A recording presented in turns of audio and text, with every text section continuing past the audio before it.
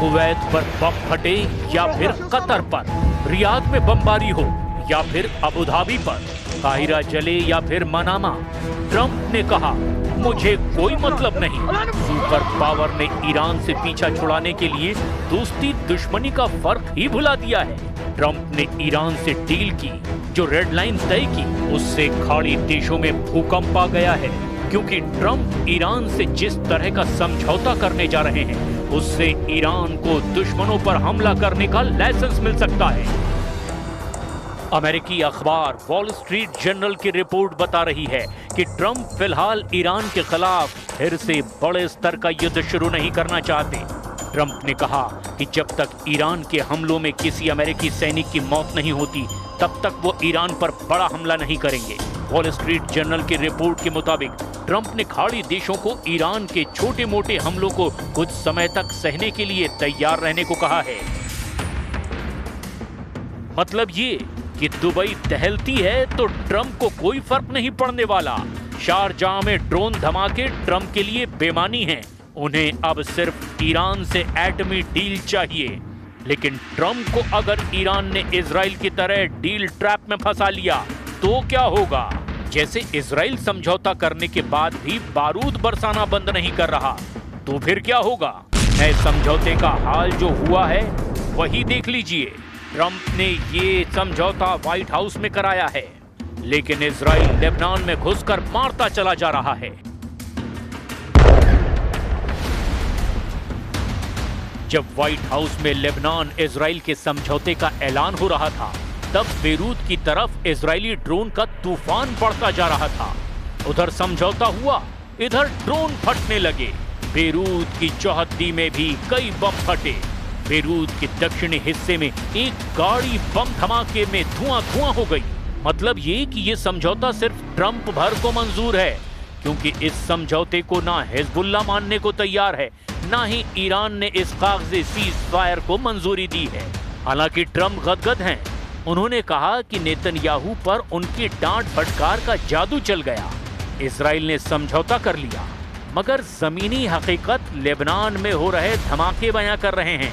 लितानी से टायर तक जलती धरती बता रही है, ये लड़ाई ट्रंप के रोके नहीं रुकने वाली है।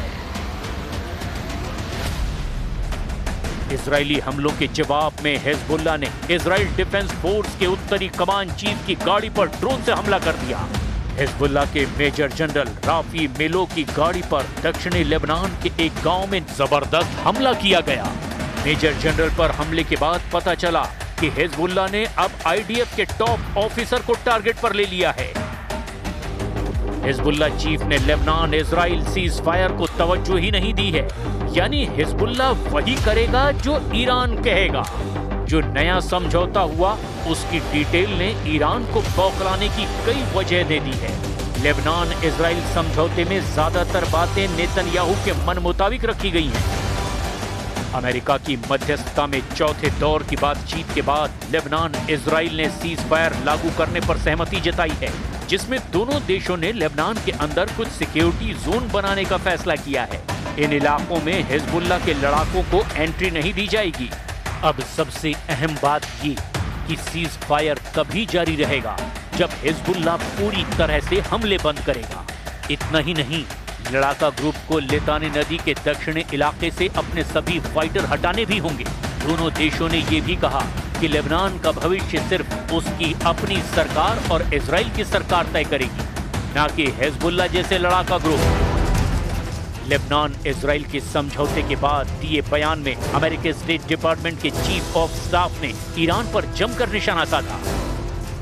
All parties condemn Iran's attack on countries in the region and ongoing activities that undermine stability throughout the Middle East, whether through the support of proxies and all other acts of aggression. Iran पर America में हुई बयानबाजी से Tehran के तेवर तीखे हो गए हैं। विदेश मंत्री अब्बास अराक्ची ने धमकी दी कि अगर बेरूत पर इजराइल ने हमला किया तो जवाब ईरान देगा। लेबनान के अल मायादीन टीवी से बातचीत करते हुए अराक्ची ने बताया कि इजराइल के बेरूत पर हमला करने की धमकी के बाद ईरान ने पलटवार का फैसला किया है। अराक्ची ने दावा किया कि IRGC अलर्ट पर है, जैसे ही अमेरिकी हमलों का मुंहतोड़ जवाब दिया गया, वैसे ही अब इजराइल को दहलाया जाएगा। पूर्व सुप्रीम लीडर अली खामनेई के अंतिम संस्कार के कार्यक्रम में अमेरिका इजराइल को धमकी दी गई है। दुश्मन खबीस हाल के दर मसाफ با فرزندان دلاور شما در نیروهای مسلح دچار شکست شده و به خصوص به خاطر مواجهه با ضربه قاطع ट्रंप और नेतन्याहू की कोशिश लेबनान को हिजबुल्लाह और ईरान से अलग थलग करने की है, लेकिन लेबनान में हिजबुल्लाह की जड़ें इतनी गहरी है कि उसे उखाड़ फेंकना कतई आसान नहीं है। क्या इसीलिए ट्रंप फोर्स ने बंकर बस्टर बम को अपग्रेड कर लिया है? अमेरिकी वायुसेना GBU-57 बंकर बस्टर बम का नया वर्जन जल्द लॉन्च करने वाली है। अमेरिका ने नए बंकर बस्टर बम को आधिकारिक तौर पर GBU-76B नाम दिया है। अमेरिका की वायुसेना ने जून 2025 में ऑपरेशन मिडनाइट हैमर हमले में ईरान के अमेरिकी अड्डों पर 14 MOP के बंकर बस्टर बम गिराए थे। एक्सपर्ट्स के मुताबिक नया GBU-76B पुराने GBU-57 MOP के मुकाबले बहुत ज्यादा विनाशकारी है। नए बंकर बस्टर में द ऑफ स्ट्राइक के लिए एक रॉकेट बूस्टर लगाया गया है। नए बम का सिर्फ वॉरहेड यानी विस्फोटक हिस्सा ही करीब 22,000 पाउंड यानी 10,000 किलोग्राम का है। नए GBU-76B को इस तरह डिजाइन किया गया है कि इसे अमेरिका के B-21 रेडर स्टेल्थ बॉम्बर में लोड किया जा सके। कंक्रीट को चीरकर अंडरग्राउंड अड्डों को मटिया मेट करने वाले बमों का हमला ईरान झेल चुका है। ईरान ने अमेरिका के सभी हथियारों का तोड़ तलाश लिया है, लेकिन हिजबुल्लाह इजराइल के आगे फिलहाल कहीं नहीं टिक पा रहा है। इसीलिए ईरान ने 24 घंटे के दौरान बहुत बड़ा उलटफेर किया है। ईरान ने इजराइल के खिलाफ हिजबुल्लाह को फिर से सुपर एक्टिव कर दिया है। हसन नसरल्लाह के बेटे जवाद नसरल्लाह यानी जूनियर नसरल्लाह को ईरान वॉर कमांडर बनाया जा सकता है। जवाद नसरल्लाह लेबनान में क्राउड पुलर कमांडर हैं। उनके नाम पर सितंबर 2025 में बेरूत में लड़ाकों का जन सैलाब उमड़ आया था। तब जूनियर नसरल्लाह यानी हसन नसरल्लाह के बेटे जवाद नसरल्लाह ने बड़ी वार्निंग दी थी। जवाद नसरल्लाह ने दावा किया था कि हिजबुल्लाह से हथियार छीनने के बारे में सपने में भी नहीं सोचना। الشخصي يمكن لو يفقد ولد من اولاده مقابل ان يسلم كل من اصيب اهون على قلبه غضبان زعلان عتبان न हथियार डालेंगे न समझौता करेंगे, अब सिर्फ युद्ध करेंगे और लेबनान को इजराइल से आजाद करवाएंगे। हिजबुल्लाह ने ये नेतन्याहू को 3 वार्निंग देकर इजराइल के सामने युद्ध के अलावा कोई विकल्प नहीं छोड़ा है। السلاح الذي أعزنا لن نتخلى عنه، والسلاح الذي يحمينا من عدونا لن نتخلى عنه. لن نترك إسرائيل تسرح وتمرح في بلدنا وتقتل المقاومين وتصادر الجنود।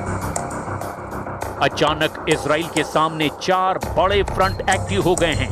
पहला फ्रंट गाजा, जहां 100% कब्जा नेतन्याहू का अटल इरादा है। दूसरा फ्रंट यमन, जहां से लगातार इजराइल पर बैलिस्टिक मिसाइल फायर की जा रही है। तीसरा फ्रंट ईरान की लीडरशिप ने साफ कर दिया है कि युद्ध विराम का अब कोई मतलब नहीं रहा। इजराइल से तनाव बहुत ज्यादा बढ़ चुका है। और चौथा फ्रंट है लेबनान, जहां इजराइल चाहता है कि हिजबुल्लाह हथियार डाल दे, लेकिन हिजबुल्लाह का इरादा युद्ध का है। वो जानता है कि दक्षिण लेबनान में इजराइल का ग्राउंड ऑपरेशन फेल साबित हुआ और हिजबुल्लाह ने लेबनान की सरकार को अल्टीमेटम जारी कर दिया है। अखरिजु العدو من أرضنا وأوقفوا العدوان وأفرجوا عن الأسرى وابدأوا الإعمار. هذه خريطة الطريق.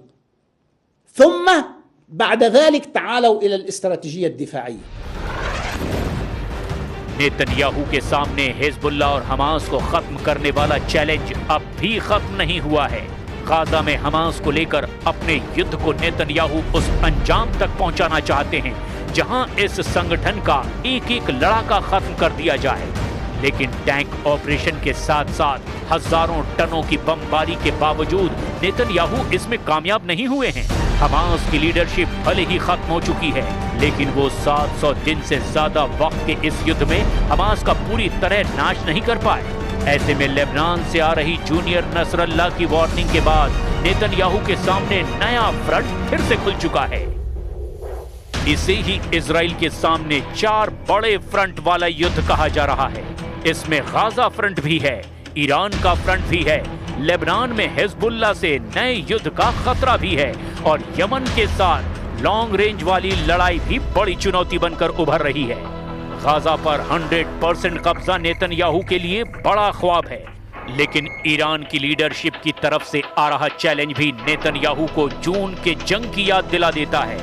अब सवाल ये है, क्या नेतन्याहू एक साथ इतने फ्रंट को मैनेज कर सकते हैं? इन सब में यमन और लेबनान का मोर्चा इजराइल के लिए सबसे मुश्किल साबित हो सकता है।